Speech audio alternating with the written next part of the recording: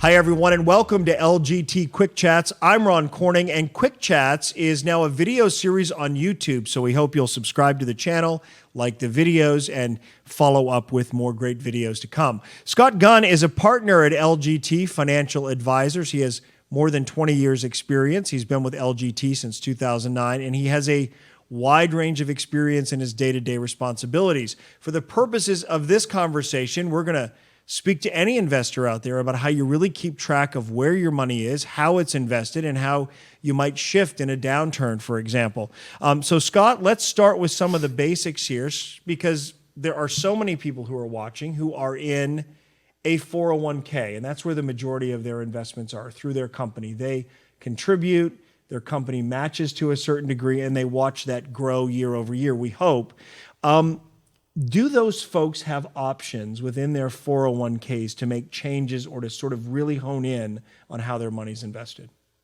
Yes. Most 401k companies have a series of investments, whether it's 10, 15, 20 selections. They're typically conservative to aggressive mutual funds. Some have stocks.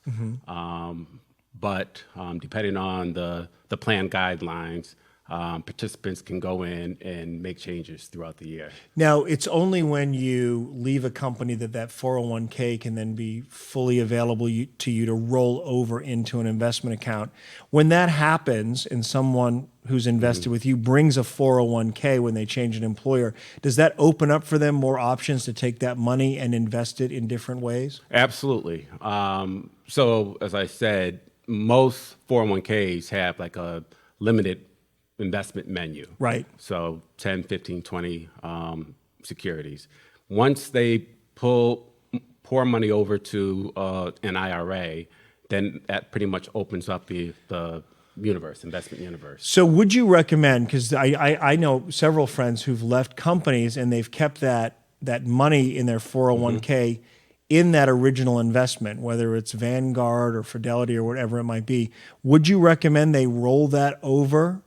It depends on that person's objective. So if they want to, if they're happy with kind of like a 500 index fund, and that specific 401k plan has a 501 index fund, I don't see any problems because just typically the fees are relatively low. Yeah. So, it may make sense to keep that there. But then if you want to do something different, if you want to invest in an alternative investment, and we can get into that later, but that's a quick chat for another time. Right. But if you want to do some different things other than traditional stocks or bonds, or maybe even a stock, an individual stock, right, Tesla or something like that, that's probably would not be in the 401k plan, then yes, it makes sense to roll it over to an IRA because you have more control over it. I think there are people watching who probably they watch their 401k grow and they don't know what an average return on investment is. They don't know what solid growth is versus maybe moderate growth. How can we inform and educate people who are watching at that level on what is a reasonable expectation? I know this is always difficult for financial advisors to make any kind of promise or to set a benchmark for what a return should be on an annual basis. Is there any way to really measure that and know what you have? Well, what we typically do is we have 5 models, and this is important because our most aggressive model is mostly equities. It has like 10%, 15% bonds, but you want to make sure you're comparing apples to apples. So if you're a conservative investor and you mostly invest in bonds, you don't necessarily want to compare your investment to the S&P 500, which is the market, which is all equities. Because it could be having a banner year. We've been in a bull market for a while. Right. But when that market takes a downturn, you could be safer than... You can be safer in the conservative, profile than the aggressive profile. So, it's all good now when everything's good, everything's good. But then just, first quarter 2020, when the market was down 20%, that's when you need to look kind of at returns and figure out okay, was I okay with what I was in? Or did I panic because I had most of my money in 100% equities and the market tanked in, It one tanked, day. and yet it was unprecedented, right? We basically hit a global pandemic Right. that affected the economy in every corner of the globe and every sector because of the shutdown. You must have had people calling you in panic mode. And I'm wondering, in that moment, you're not just a financial advisor, you're also a psychologist, a therapist, you're talking them off the ledge, and you're saying to them, don't panic. Right. Was that a difficult place to be in that moment? Because you too probably didn't know how long will this last.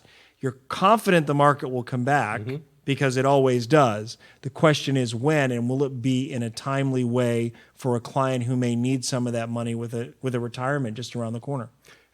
Yes, it was difficult. One of the things that we do at our shop is that we always stress discipline and set expectations.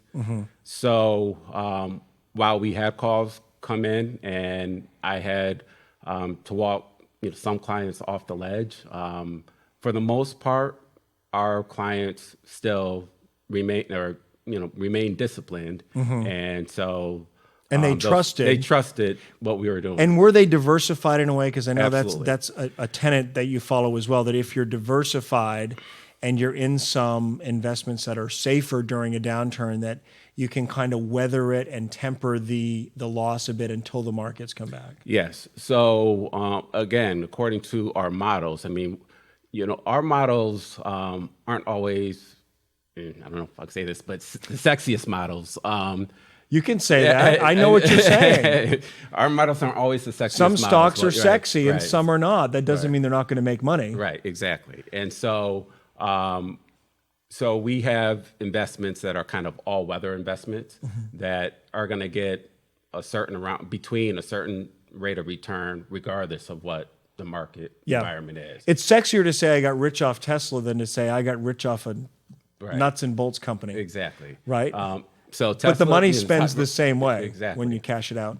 I have one final question for you, because I know you are facing this, maybe with younger investors, maybe with a wide range of investors. You can tell me that. Cryptocurrency. We're hearing about it, even if we don't know what it is. I was in my small hometown in Maine, and in the Walmart was a Bitcoin ATM. And I thought, if it's here, it must be everywhere. How are you wrapping your head around that, and how are you advising clients on it? So right now, we don't directly offer clients cryptocurrency. I have had clients ask me about cryptocurrency and whether it's a good investment. I will say this. Cryptocurrency is a relatively new asset class. It's been around about a little bit more than 11, 12 years. And investors can make great, some substantial returns off cryptocurrency. On the flip side, they can also lose a lot of money. Right. And So- isn't it quite volatile? It's extremely volatile. So, and in fact, I own cryptocurrency myself. So, I would say, if it's something that interests you as an investor, certainly research it.